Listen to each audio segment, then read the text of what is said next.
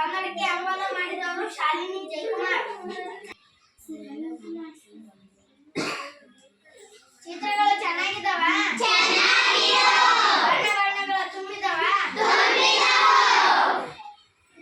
ಒಂದ್ ಊರಲ್ಲಿ ಭೀಮ ಅಂತಂದು ಕತ್ತಿರ್ತೈತೆ. ಅದಕ್ಕ ನಿದ್ದೆ ಅಂದ್ರ ಬಹಳ ಇಷ್ಟ ಇರ್ತೈತೆ. ಅದು ದಿನ ಲೇಟಾಗಿ ಎದಳ್ತಿತ್ತಂತೆ. ಅವ್ರು ಮಾಡ್ತಿದ್ರಂತೆ. ಅಕ್ಕ ಒಂದ್ ದಿವಸ ಎದ್ದು ಅನ್ಸುತ್ತಂತೆ ಬೇಜಾರಿಂದ ಒಂದು ಗೌರಿ ಎಂಬ ಹಸು ಬಂತಂತೆ. ಏಕೆ ಭೀಮ ನೀನು ಸಪ್ಪಗಿದೆಯಲ್ಲ ಅಂತಂತೆ. ಬೇಜಾರಿದೆಯಲ್ಲ ಅಂತಂತೆ.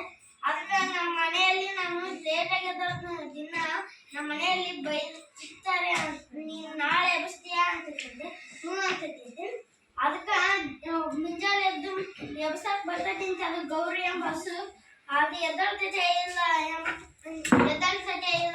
ಎಂದು ತಿಳ್ಕೋಬೇಕಾದರೆ ನಮ್ಮ ಶಾಲೆಯ ಗ್ರಂಥಾಲಯದಲ್ಲಿ ಈ ಪುಸ್ತಕವನ್ನು ತೆಗೆದುಕೊಂಡು ಓದಿ.